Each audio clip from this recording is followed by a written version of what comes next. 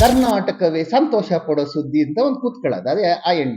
ಅವಳದ್ 199 case ಇದಾವೆ ಅಂತ ಇವತ್ತು ಪೇಪರ್ ಅಲ್ಲಿ ಓದ್ದೆ. ಕಬಡ್ಡಿ ಗಿಡನಪ್ಪ, ಶೆಡ್ಗೆ ಹೋಗೋಣಪ್ಪ, ಇವೆಲ್ಲ ಮಾಡಿ ಆ ಹುಡುಗಿದನ್ನು ಮಾಡಲ್ಲ. ನೀವು ಯಾಕೆ ಮಾಡಲ್ಲ? ಯಾಕೆ ತೋರ್ಸಕ್ಕಾಗಲ್ಲ? ಅದ್ಯಾರ ಆ ಹುಡುಗಿ? ಅದೆಂತದದು?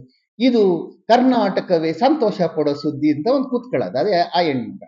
ಅವಳದ್ 199 ಕೇಸ್ ಇದಾವೆ ಅಂತ ಇವತ್ತು ಪೇಪರ್ ಅಲ್ಲಿ ಓದ್ದೆ. ನೀವ್ ಯಾಕೆ ತೋರ್ಸಲ್ಲ ಅದನ್ನ? ಅವ್ರ ಮಂತಕ್ಕೆ ಹೋಗ್ರಿ, ನಿಮ್ ಕ್ಯಾಮ್ರಾ ಹಿಡ್ಕೊಂಡು, ಇವರ ತಾಯಿ ಇವರು, ಇವರ ತಂಗಿ ಇವರು, ನೋಡಿ ಇಲ್ಲಿ ನಡೆದುಕೊಂಡು ಹೋಗುತ್ತಿದ್ದಾಳೆ, ಮಾಡಕ್ ಕೆಲ್ಸ ಇಲ್ವಾ, ಬಾ ಆಡೋಣ, ಕಬಡ್ಡಿ ಗಿಡನಪ್ಪ, ಶೆಡ್ಗೆ ಹೋಗೋಣಪ್ಪ, ಇವೆಲ್ಲ ಮಾಡಿ ಆ ಹುಡುಗಿದನ್ನು ಮಾಡಲ್ಲ. ನೀವು ಯಾಕೆ ಮಾಡಲ್ಲ? ಇದೆಲ್ಲ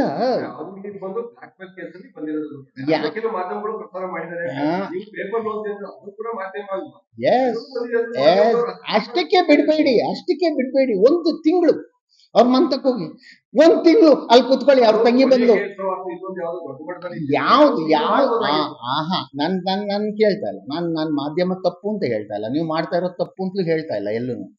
ಆದ್ರೆ ಎಲ್ಲವನ್ನೂ ನೀವು ತೋರ್ಸಕ್ ಆಗಲ್ಲ.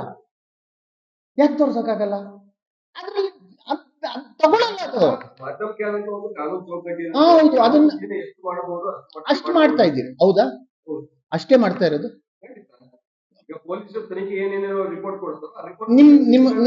ನಿಮಗ್ ಕೊಡ್ತಾ ಇದ್ದಾರೆ ಪೊಲೀಸ್ನವ್ರು ಬಂದು ಆ ರಿಮೈಂಡ್ ಕಾಪಿ ಮಾತ್ರನೇ ತಗೋತಾ ಇದ್ದೀರಾ?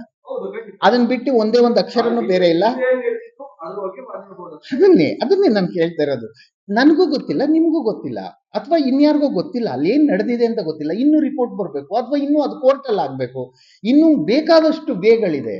ನಾನು ಹೇಳ್ತಾ ಇರೋದು, ಈಗ ಸೂರಜ್ ರೇವಣ್ಣ ಅದೆಂತ ಇನ್ನೊಬ್ಬ ಪ್ರಜ್ವಲ್ ರೇವಣ್ಣ 3,000, ಅವನಿಗೆ 3,000 5 ವರ್ಷ ಏನು ದಿನ ಅದೇ ಮಾಡಿದ್ದೇನೆ ಮರ. ನಿಮ್ಗೇನ್ ಬೇರೆ ಇಲ್ಲಿ ಕೆಲ್ಸ ಇಲ್ಲ.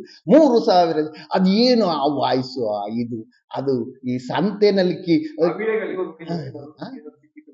ಯಾವುದು ಅಲ್ಲ, ವಿಡಿಯೋ ನೋಡೋದು ಬಿಡೋದು, ನೀವ್ ಹೇಳಿರೋದನ್ನೇ ತಗೋಬೋದಲ್ಲ ಬೇಕಾದಷ್ಟು. 3,000 ಸಂತ್ರಸ್ತರು ಅಂತ, ಅದೆಲ್ಲ ಸಂತ್ರಸ್ತರನ್ನ ನೋಡ್ಲಿಲ್ಲಪ್ಪ ನಾನು. ಸಂತ್ರಸ್ತರು ಕಿರ್ಚಾಡಿದ್ದು, ಕೂಗಾಡಿದ್ದು, ಆ ರೂಮ್ ಒಳಗಡೆ ಗಾಜು ಹೊಡೆದಾಕಿದ್ದು ಎಲ್ಲ ನೋಡ್ಲಿಲ್ಲ ನಾನು. ನನ್ಗೇನದು ನೀವು ವಿಡಿಯೋ ತೋರಿಸ್ಲಿಲ್ಲ ಗಾಜು ಹೊಡೆದಾಕಿದ್ದೆಲ್ಲ.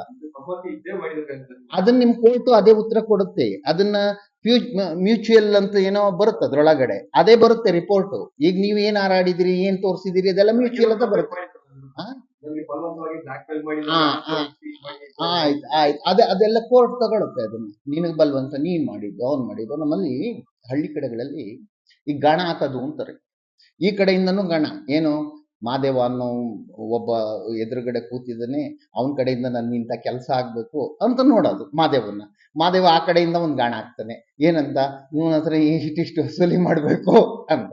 ಈ ಗಾಣಗಳ ಮಿಶ್ರಣ ಅದು ಅಲ್ಲಿ ತಗ್ಲಾಕೊಂಡಿರೋದು. ಅದನ್ನ ಬಿಟ್ರೆ ಅಲ್ಲೇನು ವಿಶೇಷ ನನಗೂ ಕಾಣ್ಲಿಲ್ಲ, ಅಥವಾ ರಾಜ್ಯಕ್ಕೂ ಕಂಡಿಲ್ಲ.